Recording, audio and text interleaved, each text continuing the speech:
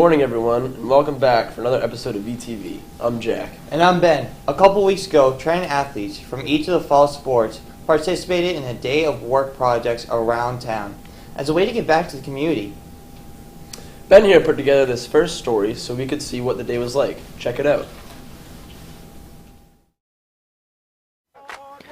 On a fall weekend, the Triton Athletics decided to give back to their communities, from helping the elderly to cleaning a cemetery.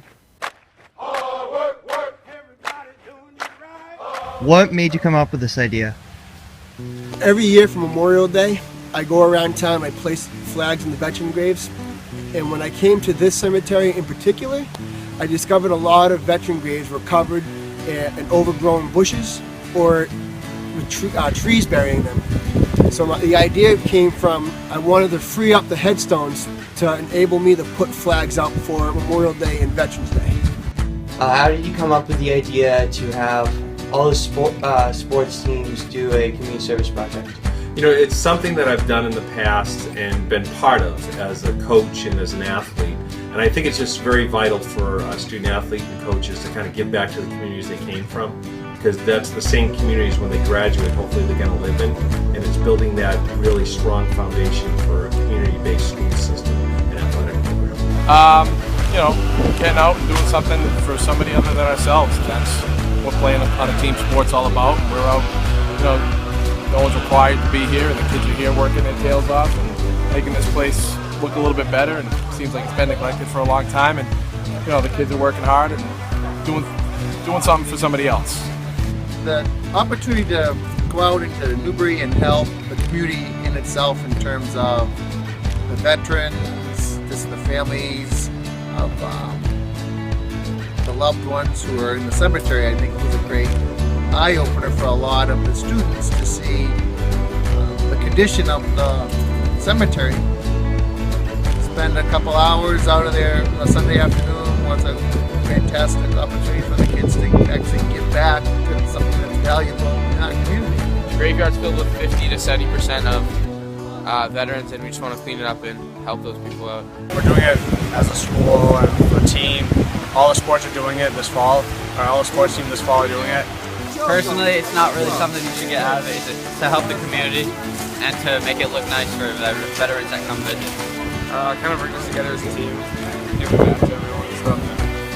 We're just doing team bonding stuff off the field. Start bringing all this stuff together. It's good.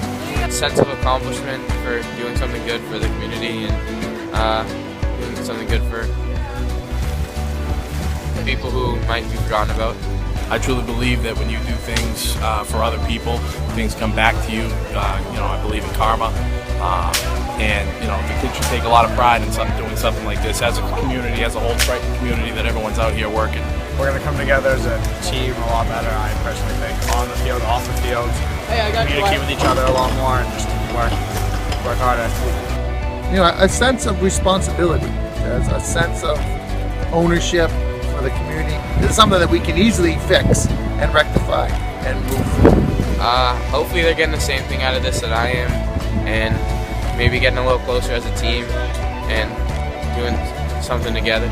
Sometimes as student athletes and as coaches, we forget that long before us were these people in the community that helped build the programs for us to be able to participate with.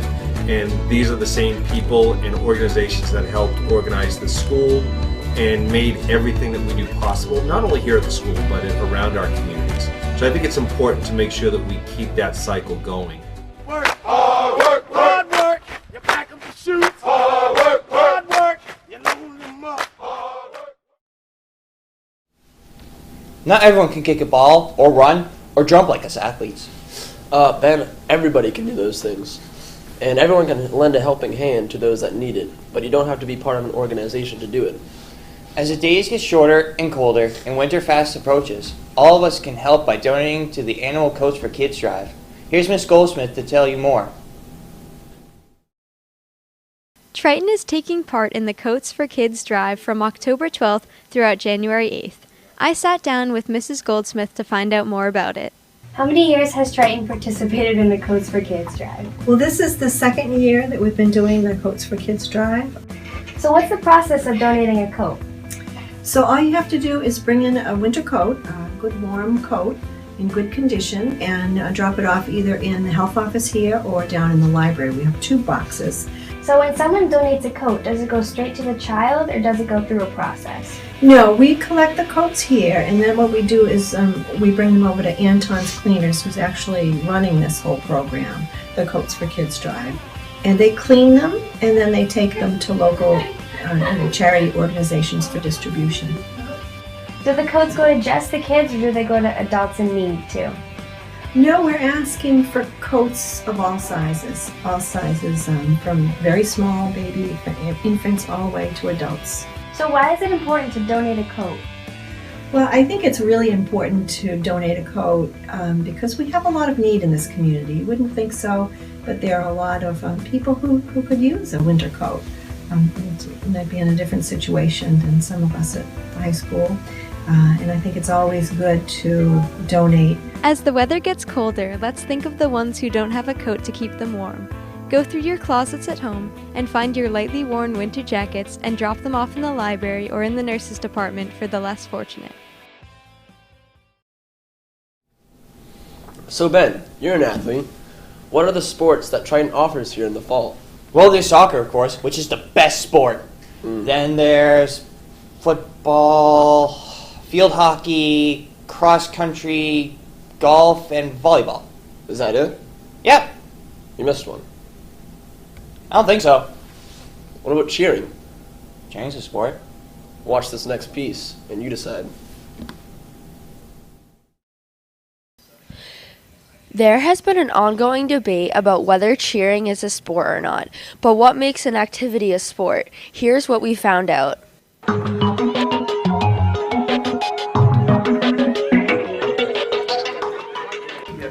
What makes cheering competitions so hard? What makes it so hard is that we have to jump, tumble, and stunt all within 2 minutes and 30 seconds.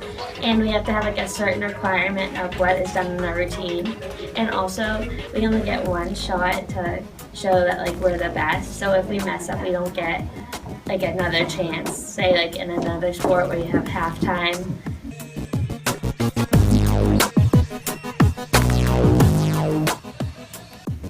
Why do you think that cheering's a sport? I think cheering's a sport because it's physical activity and we compete against other teams just like any other sports team would.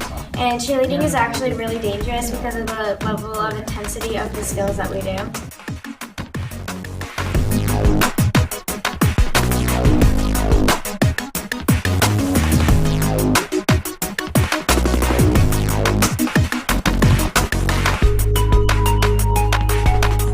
Why do some people think that cheering isn't a sport? People think that cheering isn't a sport because they don't see how hard we work at practices. They only see us at the games and they don't see us on the mat when we actually compete.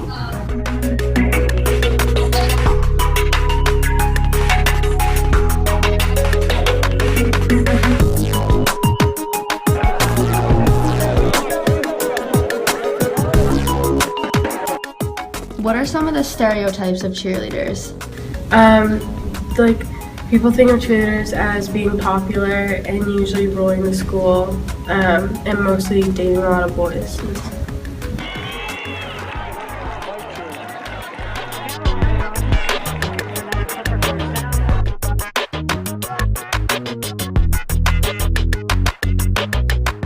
What is a sport? An activity involving physical skill in which an individual or team competes against another.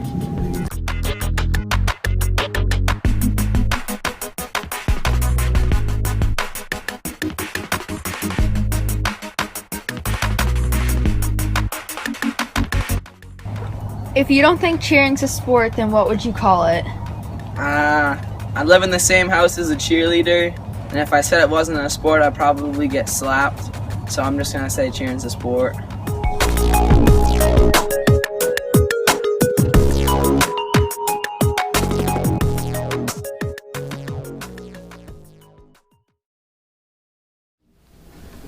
Ben, what are you doing? That stuff's harder than it looks. Respect to the cheerleaders. You know what else is harder than it looks? Origami. Do you do much origami? No, that stuff's hard. It turns out that VTV's own Emily Riley is a Rubik's Cube master. She can solve a Rubik's Cube puzzle in an impressive amount of time. Sarah Majacoma brings us this next story.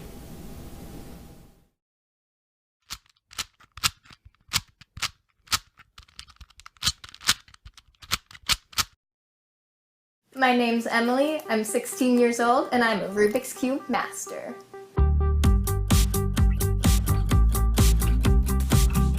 I first got a Rubik's Cube a couple months ago, actually, because I used to play with my sisters, and then she went off to college, so I made my mom get me one.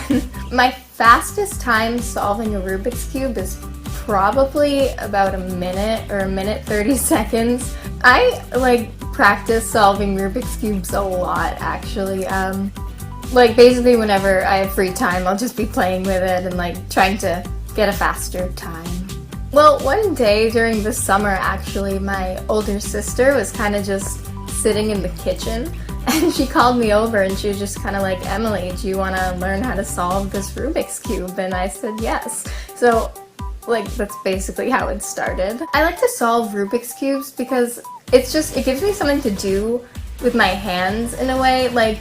When I'm nervous, I can kind of play with it, and then it's easy to take around and I'll be the cool kid in school that brings my Rubik's Cube in my backpack and take it out during a study. So the first time I solved Rubik's Cube was during the summer, and it probably took me a couple hours to learn how to do it because there's just so many steps and a bunch of patterns to memorize, but it felt really good once I finally figured it out. My older sister is amazing at solving Rubik's Cubes, and she kind of taught me how to do it. I would definitely recommend learning how to solve a Rubik's Cube because it's really fun and it's easy to learn and it gives you something to do when you're bored or you can kind of take it out and look cool. If you were trying to learn how to solve a Rubik's Cube, I'd say just stick to it, and it's really easy once you get the hang of it, and it's fun, so just do it.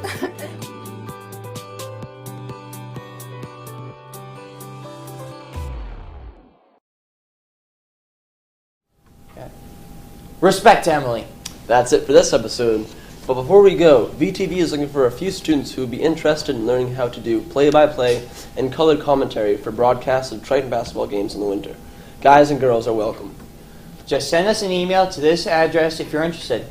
For my partner, Jack, I'm Ben. See you next week. All right, Ben. You ready? I'm ready. Rolling. For real. The annual coats for kids. This is coats, correct? No, it's Lions. All right. What are the sports that Triton offers here in the fall? Well, soccer. Oh. An impressive amount of time.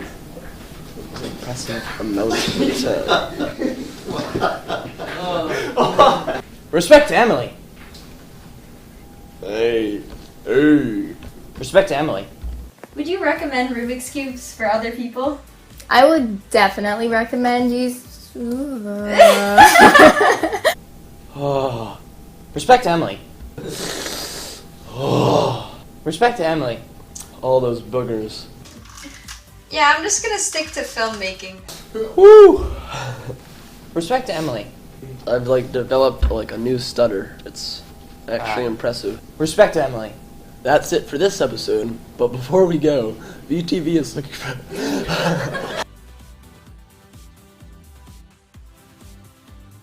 to do play-by-play and color commentary for broadcasts of Triton basketball games in the winter. Guys and girls are welcome. Just... Oh! Why the heck did you got me at the end? Respect Emily. Respect Emily. Respect to Emily.